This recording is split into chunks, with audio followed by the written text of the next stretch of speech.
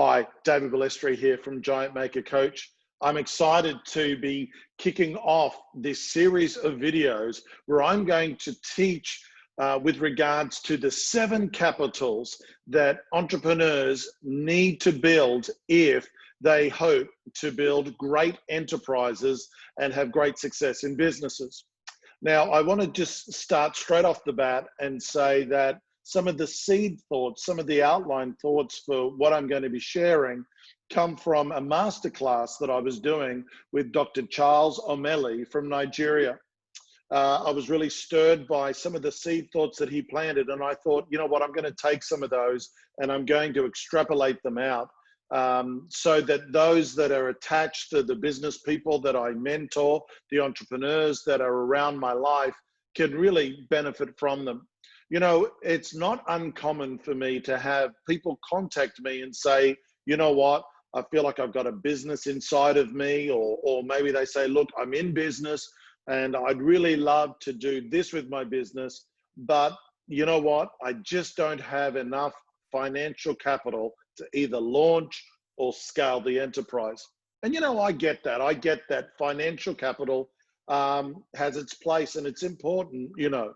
The thing that I would just say is this: before you kind of pull up the brakes and go, well, I don't have the money to launch, or I don't have the money to scale. Actually, the thing that we need to realize is that financial capital is only one of really 7 capitals that entrepreneurs need to have with them.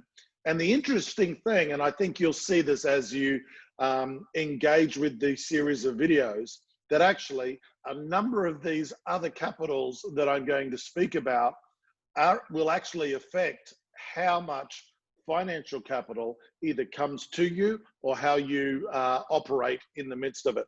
So I want to kick off this first session talking about intellectual capital. Now, intellectual capital is not just how smart you are. It's not even just about how much general knowledge you've accumulated through your schooling or university. That's great. I think we all need some level of intellectual capital, or we all attain some level of intellectual capital just by life, by, you know, formal schooling.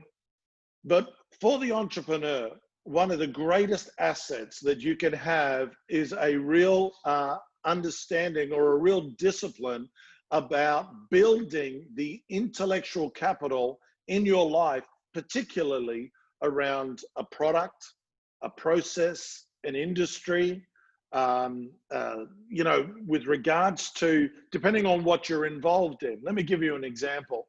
So, you know, you might say, well, I don't have a lot of, you know, we're talking about money, but what if you had a growing real understanding? Let's say that you were interested in plumbing, and all of a sudden you began to go and study and do what you needed to do, building up your intellectual capital. Now, the first thing that probably won't happen is that automatically money comes to you. However, as you begin to become more specialized, guess what? You become employable. Not only do you become employable, you then become, you know, if you continue to grow in this intellectual capital, if we stick with the plumbing, you become a great asset potentially to the plumbing company that you're working for. If you continue to grow in your intellectual capital, you may then have a level of competence that makes you a manager of other plumbers. You may then exceed that as you continue to grow in your intellectual capital and launch out in your own plumbing business because of just the speciality and the demand that it is for you within that industry. Do you understand? I mean, I'm talking about a plumber there, but this thought about the building up of intellectual capital, specialized knowledge. I remember watching a talk from the late Jim Rohn that was having this discussion about why would some guy or some girl working at a hamburger place get paid, say, $7 an hour to do what they do, but maybe the CEO of a bank, let's say, maybe if you worked out their income with all their benefits, maybe they're getting paid $7,000 an hour. Now, Jim Rohn made the point, and he said it's not because the guy or the girl flipping the hamburgers is any less or more as far as valuable as a human being than, say, a bank manager or a CEO of some corporation, but it has to do with a competence factor, or a competence factor and a specialized factor that then means that the CEO of a corporation or a bank or whatever has enough specialized intellectual knowledge to be able to solve problems that actually mean paying that person $7,000 an hour is not exuberant, because maybe the problems that that person's solving are worth $70 million, let's say.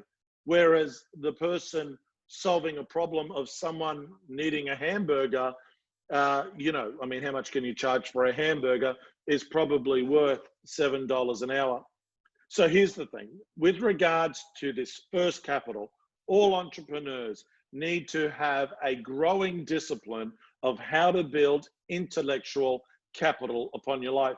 Now, with each of these videos, I want to give you 3 action points, or three thoughts on how you would bring traction or action to the thing that you're hearing. I don't just want to encourage you or inspire you. I want to do that or stir you, but I actually want to equip you. The first thing that I would say around intellectual capital is this: there has never been an easier time in the history of the world to access intellectual capital on any particular subject. You just need to go to Teacher Google and begin there. You know, like, you know, because see, there's no, anybody that has an internet connection has no excuse as to why they themselves could not harness, as it were, the availability of intellectual capital. The second thing that is going to be required of you is going to take a commitment of focused time and focused attention with regards to what you're building up your knowledge base on. I mean, there's no point just going to with, you know, the internet and just typing anything in and just, you know, wanting to be the person that has the best general knowledge about everything. You'll run out of years before you get any level of intellectual capital built up that's got enough energy behind it to really move you forward. So there really needs to be a discipline. One of the things that I find with entrepreneurs that I work with, especially the successful ones, they have this ability to as it were, stay very focused on one thing for a long time, or for a season of time, until they've really dug deep in and really harnessed all that they need to be able to propel them forward and move them forward. The third tractional thing, so we're talking about, you know, you need to access intellectual capital. You can do that through an internet connection. You need to have a discipline of just attention, focused attention on a particular thing and time. The third one is I cannot get away from the success that daily principles bring. You know, if you were to, some people might go, well, Dave, you know, I'm not in business, but I feel like I've got a business in me, but I work a full-time job and I've got a family and I've got yada, yada, yada. Well, okay, all of that. But do you have an hour a day? Could you commit yourself? Listen to this. This is how simple it is. Could you commit yourself 1 hour a day? Doesn't matter whether it's getting up earlier in the morning or committing to yourself, you know, before you go to bed at night. 1 hour a day, doesn't even have to be 7 days a week, Monday to Friday, 1 hour a day, to really build up this intellectual capital. Do you know, if you did that 1 hour a day, Monday to Friday, over the course of a year, you would have 260 hours of built up intellectual capital on any particular subject. If you just had that discipline, 1 hour a day, 5 days a week, over the span of the year. I mean, think about that. Over the span of 4 years, you would have over 1,000 hours of understanding and knowledge and real, what can I say, a real definition about the very thing that you're going after.